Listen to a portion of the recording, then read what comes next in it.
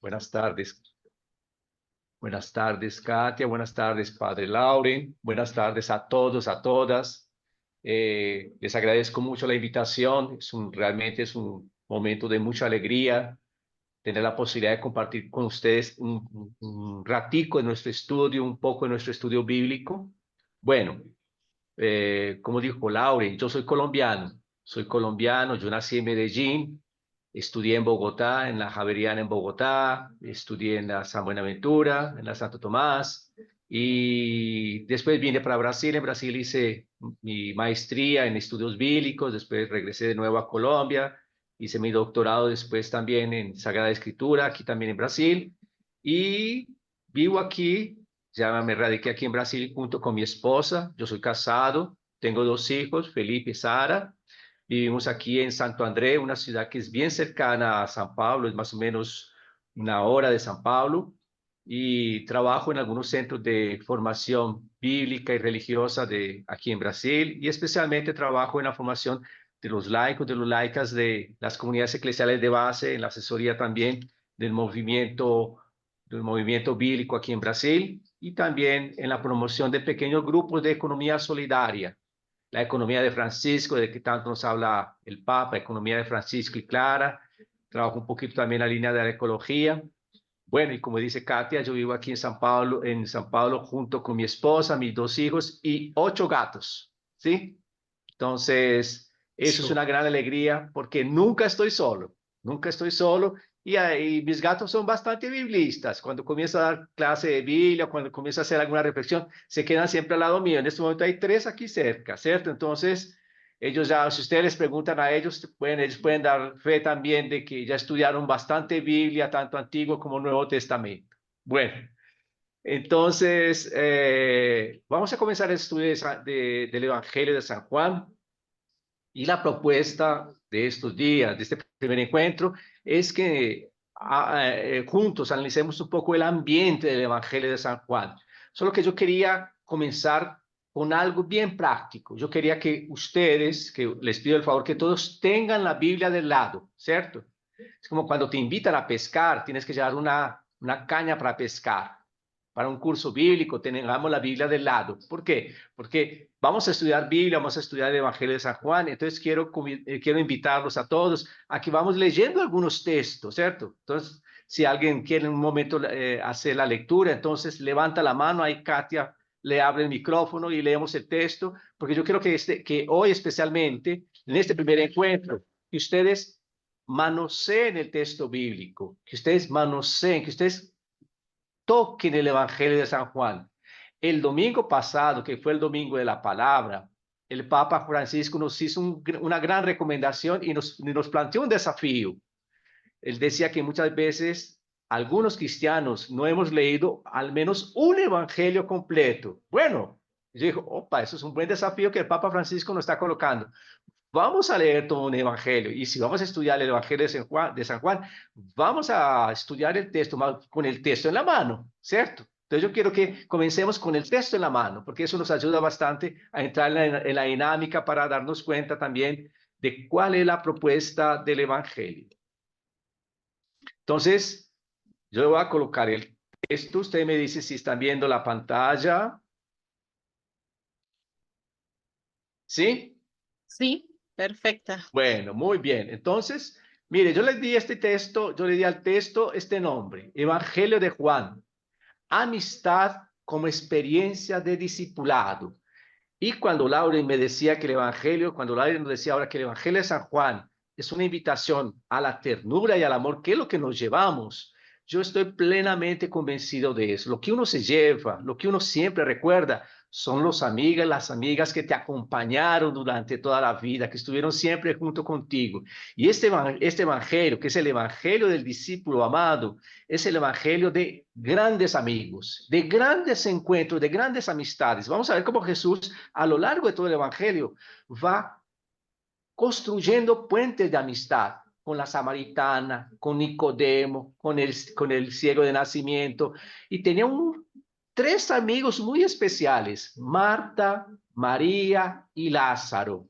Esos son ejemplos de amistad que el Evangelio de San Juan nos invita siempre a rescatar y a tenerlo muy presente. Entonces yo quería tener eso como punto de referencia. Vamos a trabajar entonces desde esa perspectiva. Al final yo quería colocarles una musiquita que yo la recuerdo mucho porque yo la escuchaba cuando era pequeño, ya hace mucho tiempo, ¿vio? Cuando era pequeño, cuando estaba bien jovencito allá en Colombia y en la catequesis cantábamos esa canción. Entonces yo quería colocarlas para que después nos ayude a reflexionar sobre este Evangelio de San Juan. Bueno, Carlos María, esto, solo no sé si le vas a poner ahora ya en modo presentación, porque la vemos, la pantalla está perfecta, pero no a modo de presentación. yo la coloqué en modo de presentación, ya está pasando, no está pasando. Ay, perdón, no sé si solo soy yo. Padre Lauren, ¿nos ayuda confirmando, por favor? No, no está en No está presentación. pasando. Eh, Deja, yo hago aquí algo por que acostumbra hacer para... acá abajo están abajo de la Bueno, pestaña ahí ya se ve bastante bien y ahí puedes ver las filminas. también. Ya, está Las ven grande, bien. se hizo grande. Si yo la coloqué lo más grande posible. Vamos a ver, ¿sí? No, ahí está muy bien. Bueno, entonces, eh, vamos a ver entonces esos puntos, ¿cierto? El Evangelio del discípulo amado, cuándo fue escrito, quién lo escribió, dónde fue escrito, ¿cierto? Más, vamos a comenzar, como les decía, estudiando juntos algunos textos. Entonces, por favor, abran su Biblia, abran su Evangelio. Miren cómo comienza el Evangelio. El Evangelio comienza en el capítulo 1, versículo 1, hasta el 18, con un himno muy bonito que todo el mundo lo conoce, es aquel famoso texto de en el principio existía la palabra, ¿cierto? Y después comienza en el versículo 19 con el testimonio de Juan Bautista. Y interesante, solo en el versículo 35 vamos a tener la referencia a los primeros discípulos. ¿Alguien lee el versículo, por favor? Vamos alzando la manito.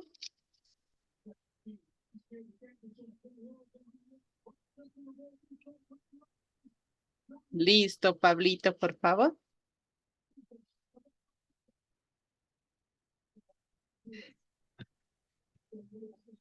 Y alguien se va preparando para el segundo texto.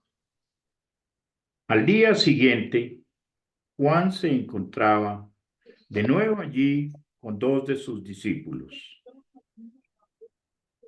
Perfecto, mire, muy interesante. Oh, al día siguiente, Juan estaba con dos de sus discípulos y Jesús pasando, él va a decir, este es el Cordero de Dios. Y los dos discípulos se van atrás de Jesús. Y es muy interesante porque la primera pregunta que Jesús les hace en el Evangelio, la primera palabra que Jesús dice es, ¿qué están buscando? ¿Qué buscan? ¿Qué están procurando ustedes? Y la respuesta es, Maestro, Rabí, ¿dónde vives? Y él le responde, vengan y vean. Interesante. Entonces tenemos los primeros discípulos de Jesús. Muy bien. Ahora miren el capítulo 2, versículo 3. Entonces ya tenemos ahí, interesante, Jesús con dos discípulos que son también o que eran discípulos de Juan Bautista. Miren capítulo 2, versículo 13. ¿Qué tenemos ahí?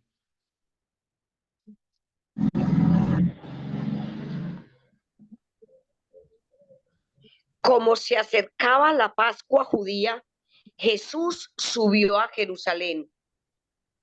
Muy bien. Entonces, otro punto interesante para comprender el texto, el Evangelio de San Juan, es la relación que Jesús va a establecer con el templo. ¿Sí? Va a ser una relación bien interesante. Y ya desde el comienzo, mire, capítulo 2, ya el Evangelio nos deja claro.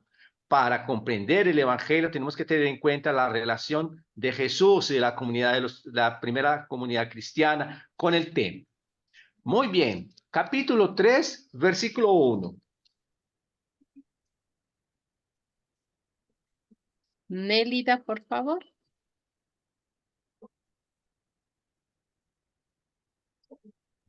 A ver. Había entre los fariseos un hombre llamado Nicodemo, que era uno de los notables entre los judíos. Perfecto, muy bien. Un nuevo personaje aparece, capítulo 3, Nicodemo. Jesús encuentra con Nicodemo. Es interesante que nos dice que Nicodemo fue a visitar a Jesús. Miren el versículo 2. Fue a visitarlo durante la noche. Durante la noche.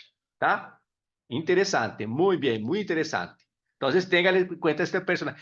Si ustedes tienen su papel, ustedes pueden ir montando ya un poquito esas referencias a esos personajes. Los discípulos, el templo, Nicodemo. Por favor, capítulo 3, versículos 25 y 26. Algunos de los discípulos de Juan discutieron con unos judíos acerca del rito de purificación. Se acercaron a Juan y le dijeron: Maestro, aquel que estaba contigo al otro lado del Jordán, de quien tú nos diste testimonio, está ahora bautizando y todos acuden a él.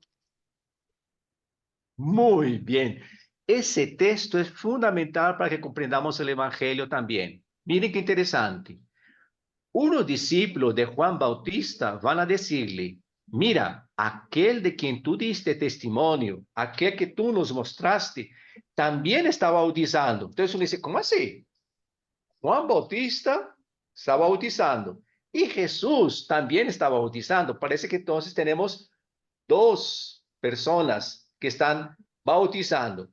Y de hecho, recuerden que en los actos de en los hechos de los apóstoles y después también una carta de Pablo nos cuenta de que cuando Pablo llegó a una ciudad en sus misiones, en sus viajes, él encontró a algunos discípulos que habían recibido el evangelio, que habían recibido solo el bautismo de Juan Bautista.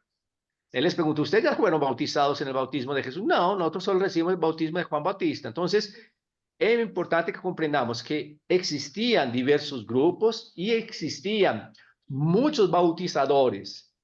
Juan Bautista era uno de ellos. Jesús también aparece aquí bautizando. Muy, muy interesante. Muy bien. Ahora, mire capítulo 4, versículo 1. Y llegamos a un personaje que a Katia le gusta mucho. Hermana Gloria.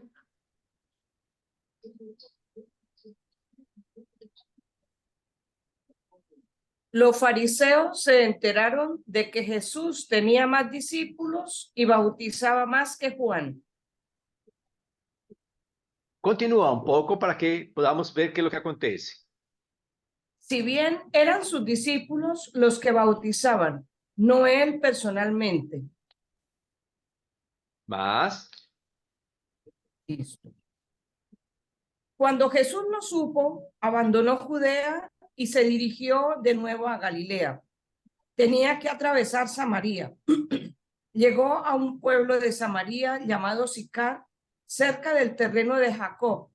Dio a su hijo José. Allí se encuentra el pozo de Jacob. Jesús, cansado del camino, se sentó tranquilamente junto al pozo. Era mediodía. Una mujer de Samaria llegó a sacar agua. Muy bien, perfecto. Entonces, miren qué interesante. Capítulo 4 nos presenta un nuevo personaje, protagonista fundamental del Evangelio. Una mujer samaritana. Y esa mujer samaritana, interesante, que al final del capítulo 4 vamos a escuchar una confesión muy interesante de la comunidad de samaritanos que llegan y dicen: ya no creemos. Miren en el capítulo 4, versículo 42, lo que decían las personas: ya no creemos por lo que nos contaste, pues nosotros mismos escuchamos y sabemos que este es realmente el Salvador del mundo. Quiere decir, esta mujer samaritana aparece como una apóstola, como una discípula anunciadora de Jesús. Ya está apostolando en Samaria. Y en Samaria vamos a tener una comunidad cristiana que nace del testimonio de esa mujer samaritana. Y no solo esa comunidad nace de testimonio, sino que después los propios samaritanos van a decir, nosotros creemos porque nosotros también vimos. No solo creemos por lo que tú nos has anunciado, sino por lo que hemos visto. Entonces, mire, en 4 capítulos, ¿cuántos personajes Juan, o el Evangelio de Juan ya nos ha presentado? Los discípulos, la relación de Jesús con el templo, Jesús y Nicodemo, otros discípulos de Juan Bautista y discípulos de Jesús bautizando, el encuentro de Jesús con la samaritana, e inclusive, si ustedes ven el capítulo 8, Jesús va a ser llamado de samaritano. Era tanta su intimidad con los samaritanos que los llamaban de samaritano. Miren ahí, por favor, capítulo 8, versículo 48.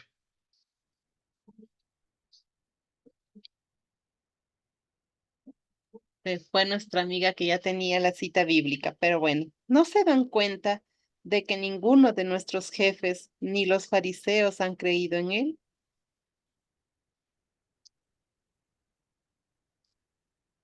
Perdóname, estoy mal con la cita.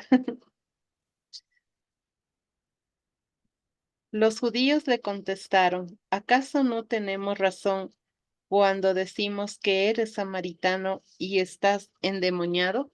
Perfecto, muy bien, ¿sí? Entonces, mire, interesante ahí ese texto, después vamos a retomar eso. ¿Quiénes son esos judíos que dicen que por acaso no tenemos razón cuando decimos que tú eres samaritano y estás endemoniado? Muy bien, ¿está? Bueno, en el capítulo 11, miren, aparece toda una familia de amigos, Marta, María y Lázaro, ¿sí? Y aparecen como esos amigos de Betania, ¿sí? Muy, muy interesante.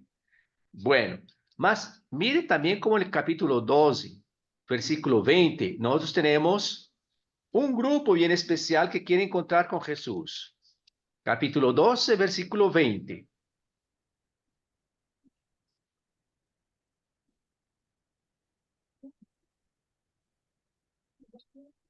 Entre los que habían llegado a Jerusalén para dar culto a Dios con ocasión de la fiesta, habían algunos griegos. Muy bien, perfecto. Vamos a tener también griegos. ¿Quiénes son estos griegos que aparecen en el Evangelio de Juan? ¿Quiénes son esos griegos? Muy bien. Y después yo quiero volver al capítulo 9. Más, mire a alguien, por favor, el capítulo 20, versículo 30-31. Tenemos a Luz Elena. Por favor, Luz, si nos ayudas con el capítulo 20, versículos del 30 al 31. 20 del 30 al 31. Dice así: otras muchas señales hizo Jesús en presencia de sus discípulos, que no están relatadas en este libro. Estas quedan escritas para que crean que Jesús es el Mesías, el Hijo de Dios, y para que creyendo tengan vida por medio de él. Muy bien, interesante. Entonces, mire, el Evangelio de San Juan, podemos comenzarlo a leer a partir precisamente de esa conclusión. Esa sería la conclusión, digamos, con la que se encerraba el texto del Evangelio de San Juan. El capítulo 21, como ustedes estudiarán más adelante, fue añadido posteriormente. Más, podríamos comenzar por eso. Miren ahí, muchos otros señales Jesús hizo en la presencia de sus discípulos y que no constan en este libro. Eso es muy importante. ¿Por qué? Porque de hecho en el Evangelio de San Juan nosotros vamos a encontrar de que el Evangelio nos va a colocar 7 señales bien claras de lo que llama señales de la manifestación de Jesús, ¿cierto? De la gloria de Dios, de la manifestación de Jesús como Hijo de Dios. Mas el Evangelio, quien escribió este texto, nos deja muy claro que estos no fueron los únicos señales que Jesús hizo. Jesús hizo muchos otros. Quien escribió el Evangelio recopiló estos 7 señales con un objetivo muy claro. Estos señales fueron escritos para que ustedes crean que Jesús es el Mesías. Mire, muy claro, el Evangelio fue escrito para que las personas crean en Jesús, crean que Jesús es el Mesías. y que Jesús es el Mesías, el Hijo de Dios, y para que creyendo en Jesús tengan vida por medio de él. Entonces, quien escribió el Evangelio de San Juan ya nos deja muy claro su objetivo. Yo no quiero contar una historia de Jesús. Yo no quiero recopilar, digamos así, todos los milagros, todas las enseñanzas de Jesús, como encontramos, por ejemplo, en el Evangelio de Mateo, o en el Evangelio de Lucas, o en el Evangelio de Marcos. No. ¿Quién escribió el Evangelio? Seleccionó algunos señales, 7 específicamente, ¿para qué? Con un objetivo pedagógico muy claro, para que ustedes crean que Jesús es el Hijo de Dios y para que creyendo en esto, ustedes tengan vida por medio de él. Entonces el Evangelio es muy claro al respecto de cuál es su objetivo. Mas, ¿cómo comprender el proceso que vive esta comunidad? ¿Qué es lo que está pasando en esta comunidad? Creo que el mejor texto que nos ayuda a comprender la situación de la comunidad es el capítulo 9 del Evangelio de San Juan. Por favor, vean el capítulo 9. Capítulo 9 del Evangelio de San Juan. Por cuestión de tiempo, no lo vamos a leer todo detenidamente, ¿cierto? Sino que vamos a dar algunos saltos en el texto, ¿sí? Más, después yo creo que ustedes van a tener una sesión especial, un momento especial, un encuentro para estudiar este evangelio, este capítulo 9, que es fundamental para comprender la diversidad de grupos y especialmente comprender el contexto en el cual surge el evangelio. Por favor, ¿alguien quiere comenzar a leer? Capítulo 9, versículo 1 hasta el 5. Hasta el 6, disculpa. Mientras se prepara, ah, no, ya está Rosita, qué rápida. Muy bien, Rosita.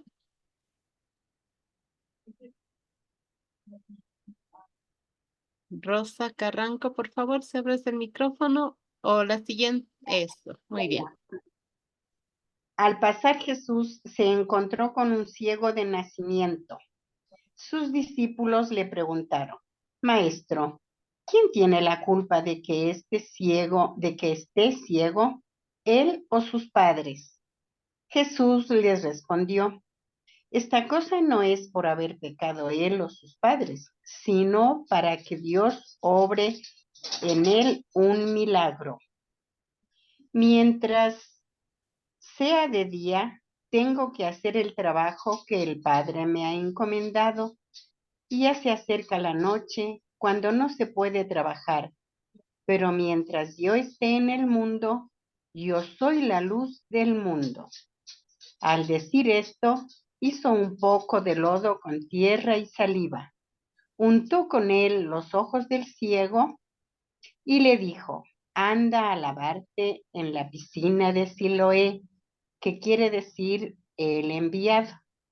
El ciego fue, se lavó y cuando volvió veía claramente. Palabra de Dios. Perfecto. Ah, disculpa. Entonces, ahora perfecto.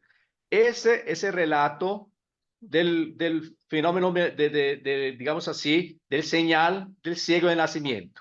Mira ahí, qué interesante. Comienza con una pregunta fundamental. ¿Quién pecó? ¿Él o sus padres? Y la respuesta de Jesús, ni él ni sus padres.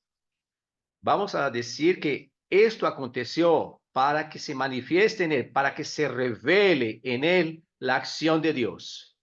Ahí después, recordando un texto muy, haciendo referencia precisamente al libro de Génesis, él escupe en el suelo, hace barro, es un hecho de creación, con la saliva y colocó en los ojos del ciego y le dice, ve y lávate ¿dónde? En la piscina de Siloé, que significa enviado.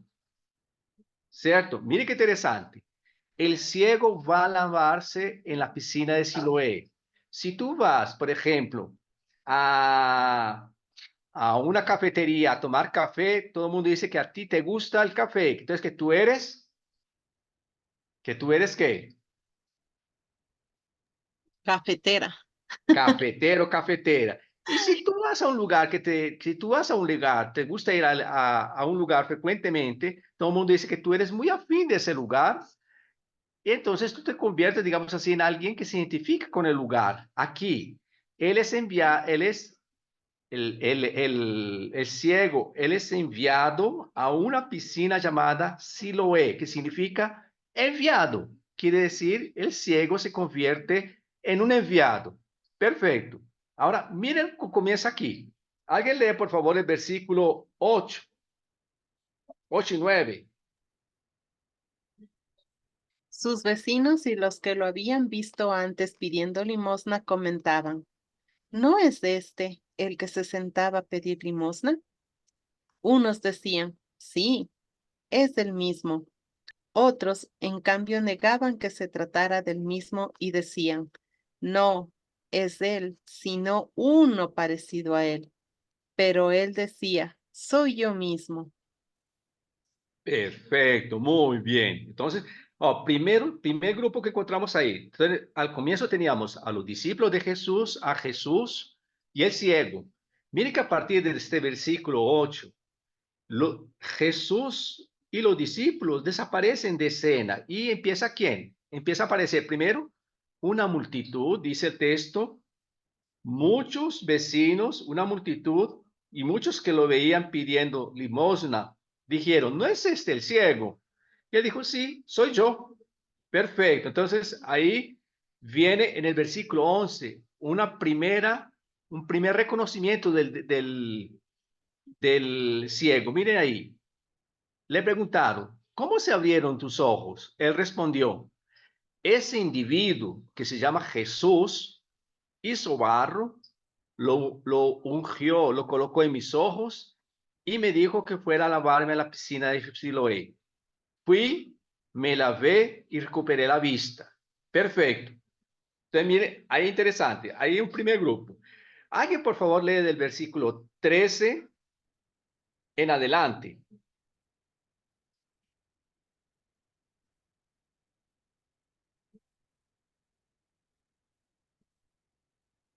Glorita, por favor.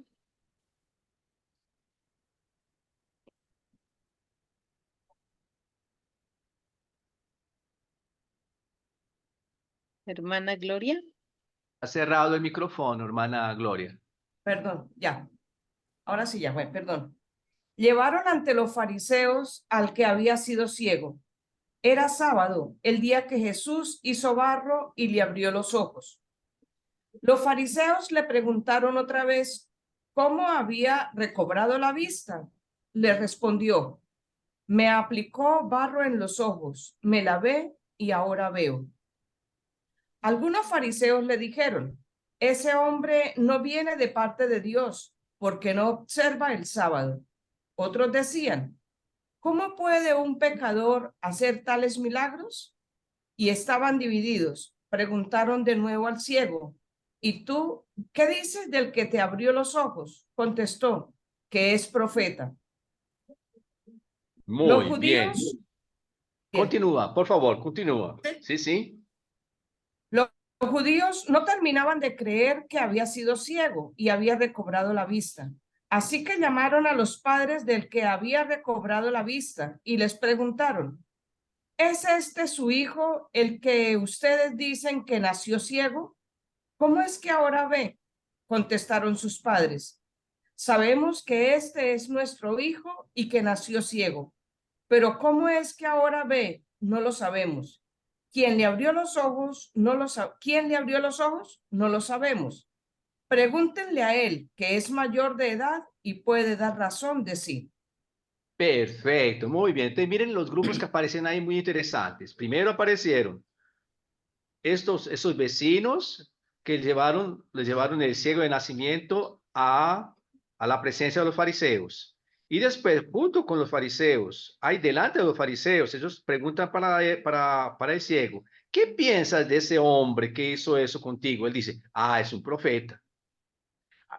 Mire que en el versículo 10 había dicho, aquel hombre, aquel individuo llamado Jesús, ahora él dice, es un profeta.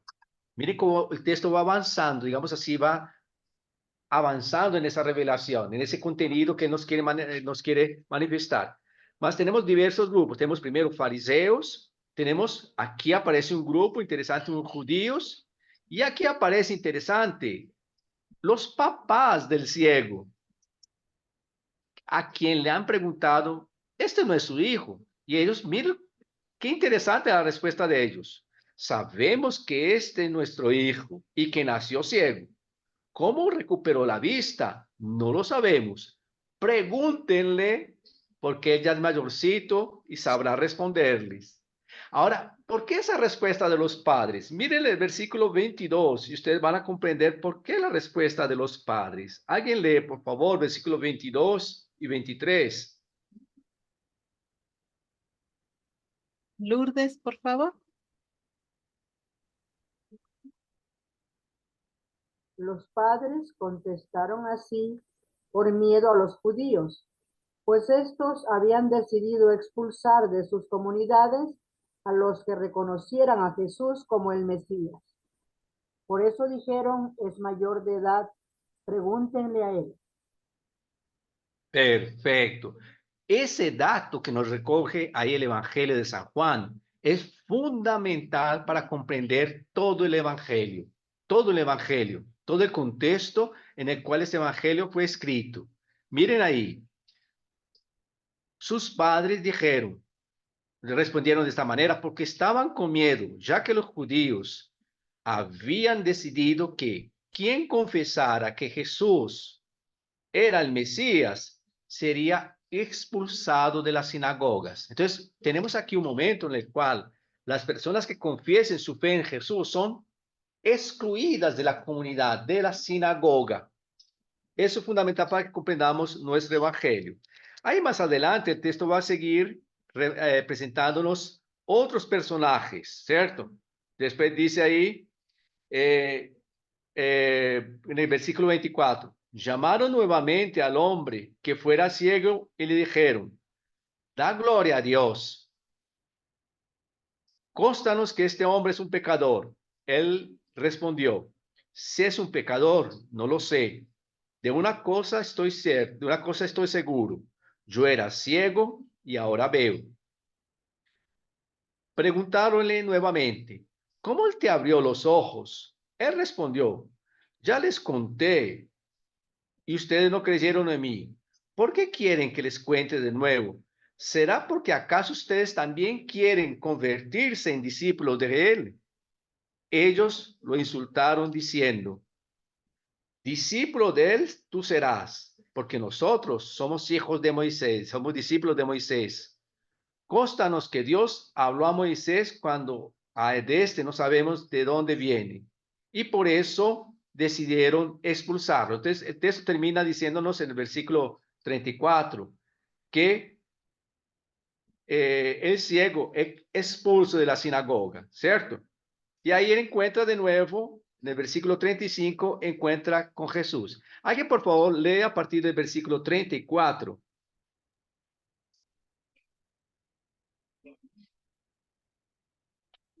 Bueno, ellos respondieron, ¿es que pretendes darnos lecciones a nosotros? Tú que estás llenos de pecado desde que naciste, y lo echaron fuera. ¿Sigo? Por favor, continúa, sí.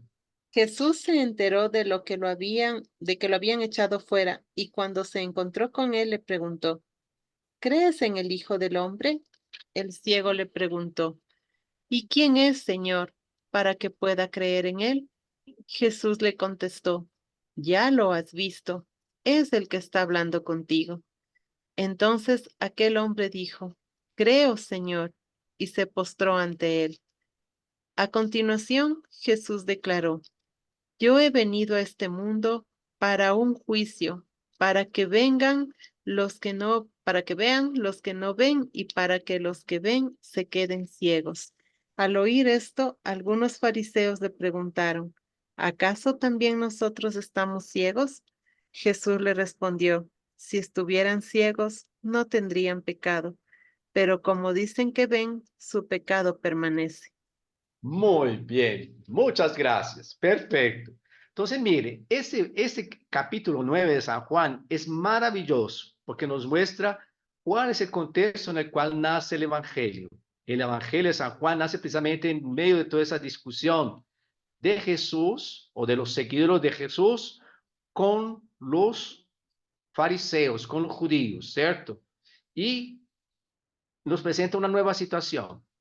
Esa situación aconteció más o menos por en torno del año 90 de nuestra era, cuando los primeros cristianos comenzaron a ser expulsados de la sinagoga. Entonces, ese es el trasfondo del texto. Y por eso esa situación nos va a ayudar a comprender estos textos que no leímos, más que yo voy a hacer referencia en el frente, que es la relación con el mundo. Cuando Jesús dice, ustedes están en el mundo, pero no son del mundo, vamos a comprender mejor lo que Jesús quiere decir, ¿cierto? Entonces, tengan presente ese capítulo 9. Tenemos un ciego que recupera la vista, tenemos una multitud de vecinos, tenemos fariseos, judíos, tenemos los padres del ciego y tenemos precisamente una comunidad de cristianos que está siendo expulsada de la sinagoga. Muy bien. Entonces, de esos textos que hemos leído así rápidamente, yo quiero resaltar algunas cosas. Primero, interesante que estos primeros discípulos de Jesús eran antes discípulos de Juan Bautista. Quiere decir, si ustedes recuerdan allá el texto, Juan Bautista estaba con 2 discípulos, ¿sí? Y después el texto nos va a decir que uno de ellos era Andrés y que Andrés fue y llamó a Pedro. Estos discípulos eran seguidores, eran discípulos de Juan Bautista. Y después de la indicación de Juan Bautista, ellos se vuelven discípulos de Jesús. Entonces, es importante rescatar ese elemento. Entonces, ¿quién forma parte de la comunidad cristiana del Evangelio de San Juan? Entonces, dentro de la comunidad cristiana del Evangelio de San Juan tenemos antiguos discípulos de Juan Bautista.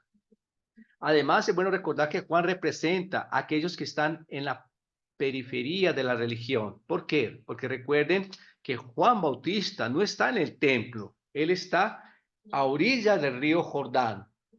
Es una figura también muy interesante que nos ayuda a recuperar la figura de Josué, aquel que fue líder de las tribus de Israel cuando entraron en la tierra prometida.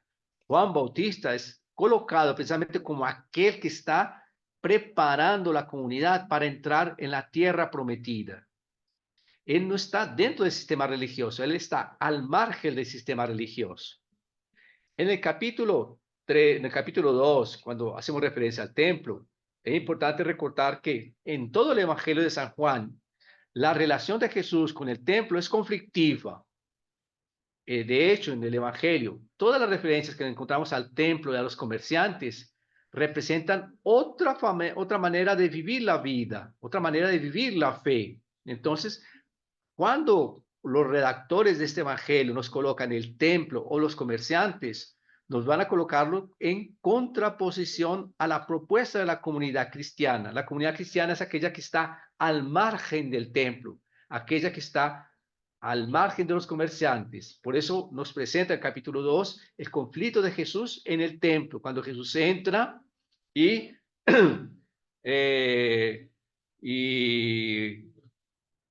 vuelca las mesas de todos los cambistas. Si ustedes recuerdan, en los tres evangelios sinópticos, ese relato de la entrada de Jesús en el templo y el conflicto con los comerciantes está al comienzo de la última semana, o sea, de la semana, lo que nosotros llamamos de la Semana Santa, o sea, antes de los relatos de la pasión. Es, digamos así, el señal que marca la decisión de los fariseos y del Sanedrín de matar a Jesús, porque está colocando en riesgo, está colocando en conflicto precisamente toda la religión. Entonces fue a partir de ese hecho que ellos decidieron matar a Jesús.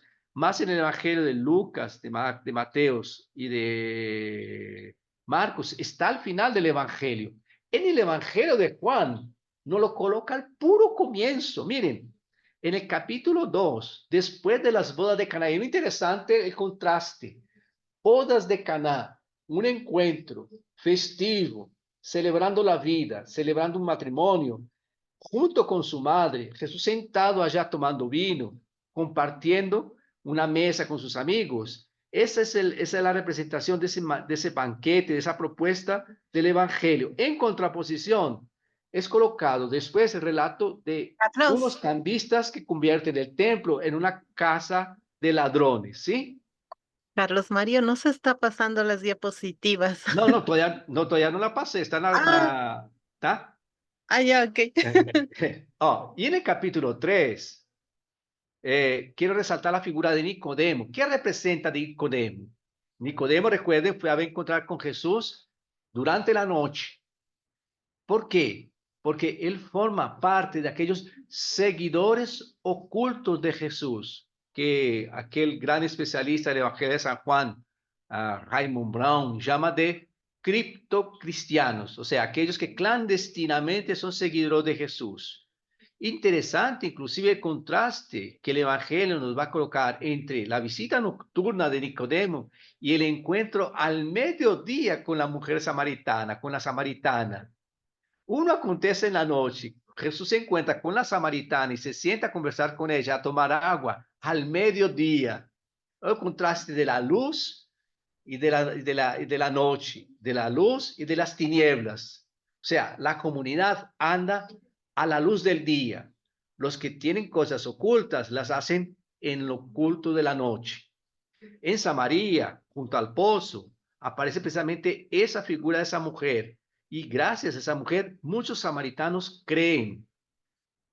Y después, en el capítulo 11, de nuevo la relación de Marta, María y Lázaro. Muy bien. Avanzando un poquito. ¿Qué nos revelan estos textos de la comunidad de Juan y de su contexto? Katy, ¿pasó el texto? Sí, ¿cierto? Sí. Bueno, entonces, primero, una comunidad formada por antiguos seguidores de Juan Bautista, muchas mujeres. Desde el comienzo están en el capítulo 2, está María, capítulo 4 está la mujer samaritana, en el capítulo 8 encontramos otra mujer. Vamos a tener muchas mujeres, muchos seguidores ocultos. Y junto con ellos tenemos una figura que va a aparecer mucho, un tal discípulo amado. Y seguidores del discípulo amado. Miren aquí, por favor, el final del capítulo 21. Al final del capítulo 20, la segunda conclusión del Evangelio, capítulo 21, versículos 24 y 25.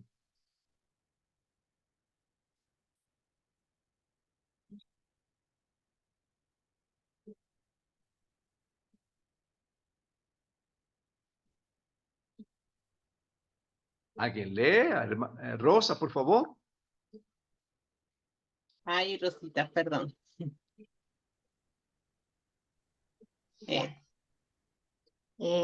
Este es el mismo discípulo que dio aquí testimonio y escribió todo esto. Y nosotros sabemos que dijo la verdad. Jesús hizo muchas otras cosas. Si se escribieran una por una, creo que no habría lugar en el mundo para tantos libros. Palabra de Dios. Perfecto, muy bien. Entonces, mire, este es el discípulo que da testimonio de estas cosas. Y nosotros sabemos que ese testimonio es verdadero. ¿Sí? Oye, qué interesante. ¿Quién es ese nosotros? Ese nosotros son los seguidores del discípulo amado, que forma también parte de la comunidad. Entonces tenemos una comunidad muy diversa, que nació a partir de seguidores de Juan Bautista, de muchas mujeres, del discípulo amado, de muchos ciegos, de muchos griegos y galileos, que aparecen formando parte de esa comunidad. Ahora, a partir del capítulo 9, podemos ver que había un conflicto entre los seguidores de Jesús y los líderes de la comunidad judía. Este conflicto fue creciendo hasta llegar al punto de la exclusión de la sinagoga, la persecución y la muerte. Recuerden que el ciego termina siendo expulsado de la comunidad. Y después, en el capítulo 16, nos vamos a encontrar precisamente esa misma reflexión que hace la comunidad cristiana, que va a decir que, mira ahí, alguien por favor, capítulo 16, verso 2.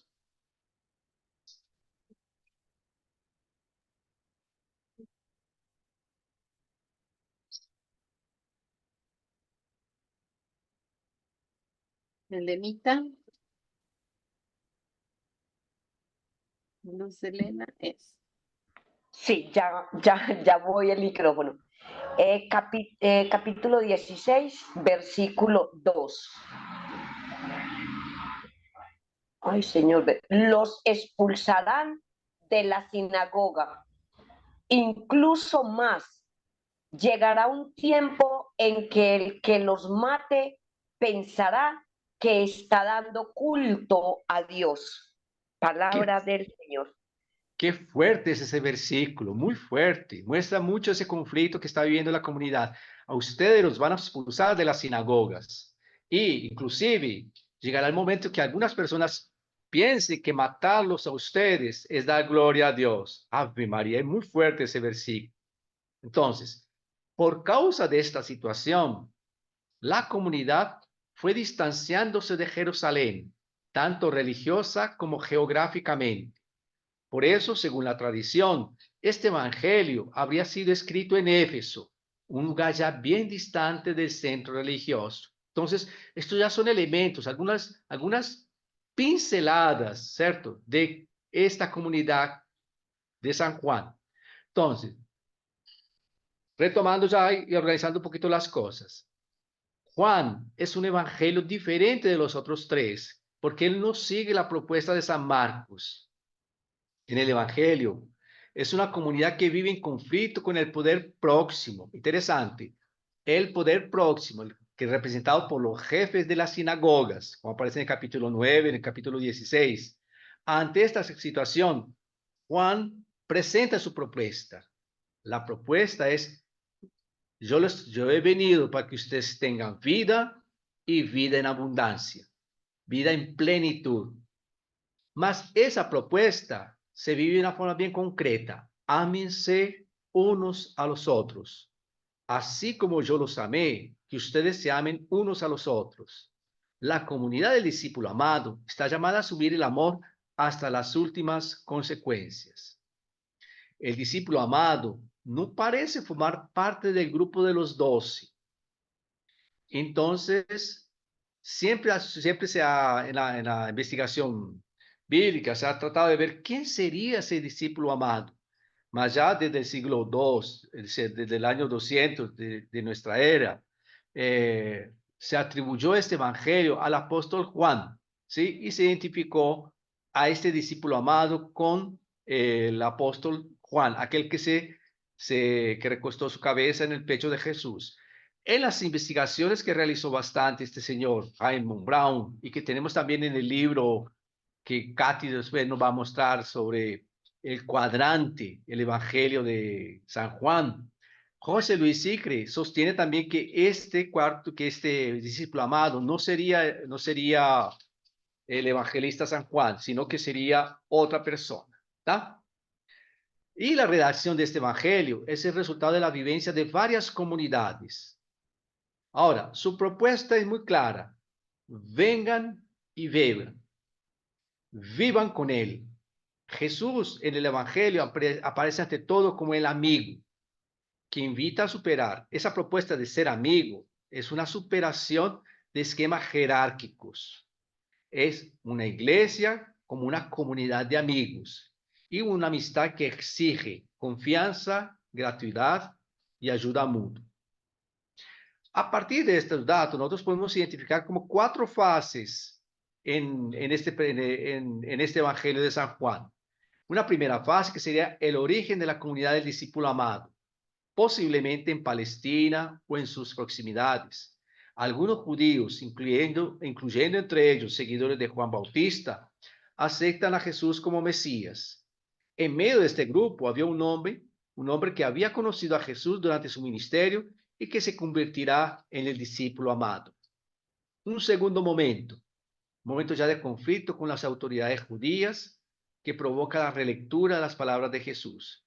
Estos momentos comenzaremos a verlos a vivirlos, la comunidad comenzó a vivirlos a partir del año 60, cuando tenemos la persecución de Nerón, y después la destrucción del templo de Jerusalén en el año 70, con el desaparecimiento de los partidos religiosos judaicos. Después de esa destrucción del templo, sobraron dos grupos organizados, los fariseos y los cristianos. Los cristianos originarios de la comunidad del discípulo amado, tanto samaritanos, galileos, griegos, helenistas, comienzan a distanciarse precisamente de esta línea más farisea representada por Himmel, un gran maestro de la tradición judía. Ya los fariseos eran fieles a sus tradiciones. Por eso nosotros tenemos como resultado la expulsión de los cristianos de las sinagogas. En una tercera fase tendríamos los primeros relatos que circulan entre las comunidades, más o menos entre los años 80 y 85, cuando las comunidades se dispersan por las regiones de Galilea, Siria y Transjordania. Grupos judíos se organizan en las sinagogas. Y fueron en ese contexto que los textos fueron escritos para ayudar a la comunidad cristiana a situarse dentro de estos conflictos. Alguien muy próximo a Jesús escribió las tradiciones sobre Jesús que eran transmitidas en la catequesis. Y tendremos una redacción final más o menos alrededor del año 100, cuando fue escrita después de la muerte del discípulo amado, que es lo que nosotros tenemos precisamente en el final del texto que habíamos leído, ¿cierto? Había muchos conflictos en las comunidades. Algunos no aceptaban a Jesús, el Cristo encarnado, se olvidaban de practicar la caridad. Estos conflictos aparecen claramente en las cartas de Juan, como en la primera carta de San Juan especialmente, y de esta comunidad recibimos como herencia su evangelio, cuyo objetivo el autor deja por escrito, para que ustedes crean que Jesús es el Mesías, el Hijo de Dios, y para que creyendo tengan vida en su nombre. Entonces, esto es más o menos un cuadro histórico que nos ayuda a comprender el momento en que surge el Evangelio de San Juan. En la primera columna ustedes tienen algunas fechas que tienen que ver con el Imperio Romano, especialmente el nombre de algunos emperadores como Claudio, Félix, Nerón, Vespasiano, Tito, Domiciano. Y la comunidad judía, paralelamente, vive entonces una situación también de destrucción del templo, persecución de la comunidad cristiana durante la época de Juan Bautista, la muerte de Agripa I, Agripa II, la muerte de Santiago, y el año 66, la famosa guerra, la destrucción del templo de Jerusalén y la reconstrucción del judaísmo normativo, especialmente en toda una ciudad llamada Jamnia. ¿Tá? En la tercera columna ustedes tienen la comunidad de Jesús. Tenemos entonces la predicación de Jesús, evangelización de Samaria y Siria por Pablo, año 43, la muerte de Santiago Mayor en manos de Agripa I. Después tenemos el proceso de Pablo, la salida de la comunidad de Jerusalén y más o menos entre el año 60 y 64, más o menos la muerte de Pedro y de Pablo.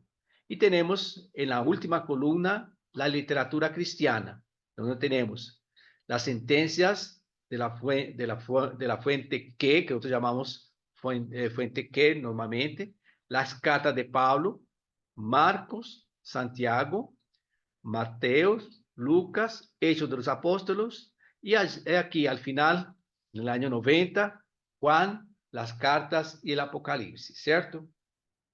Ese mapa, así rápidamente, nos coloca de una forma bien clara la dispersión de los primeros cristianos.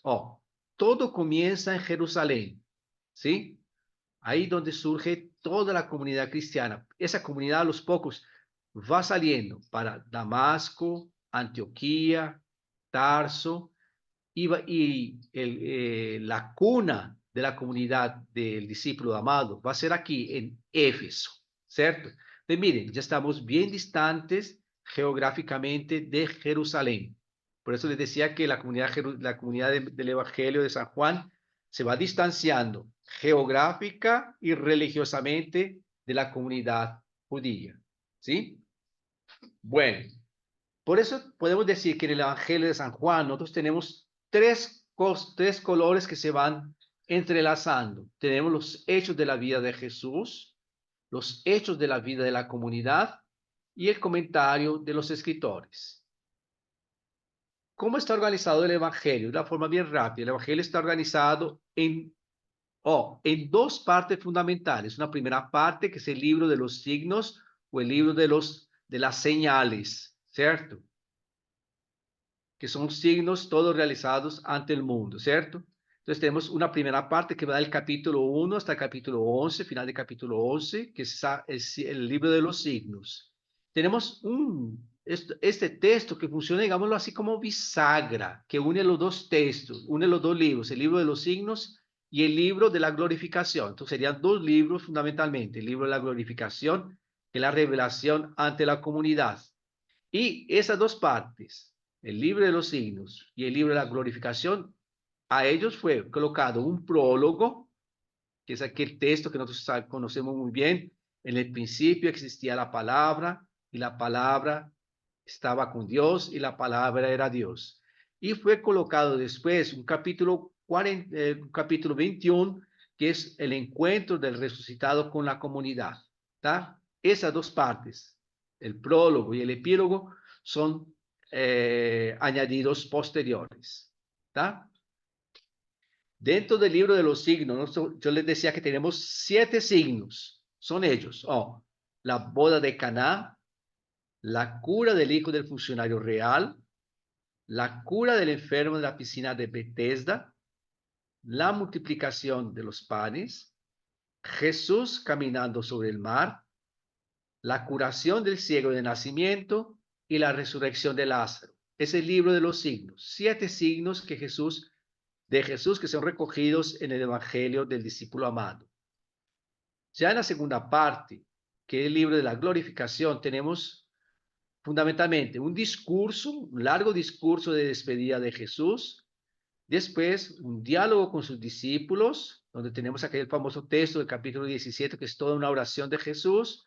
Y después tenemos al final la consumación y glorificación de la vida y obra de Jesús, del capítulo 18 hasta el capítulo 20-31, siendo el capítulo 21 un añadido posterior.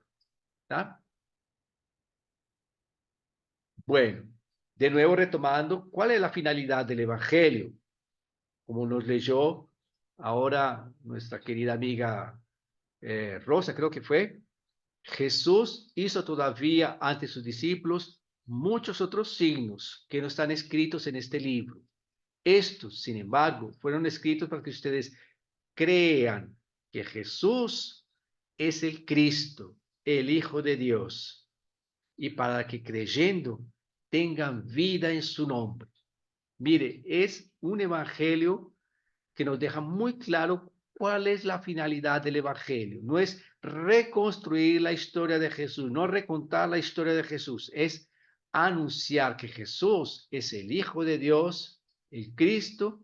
¿Para qué? Para que nosotros tengamos vida en su nombre. Por eso es importante fortalecer la adhesión, el creer en Jesucristo, para resistir a las persecuciones, prisiones, manteniendo la fidelidad en su proyecto de vida y una vida en abundancia, una vida en plenitud. Bueno, después entro en algunos aspectos que yo creo que vale la pena que ustedes los vean más. Vamos a dejar un poquito de espacio. Creo que sería muy bueno escucharlos, a ver ustedes qué piensan al respecto de esto. Vamos a ver, abrimos el espacio para preguntas, para complementaciones y vamos a hablar un poquito de esto, ¿sí?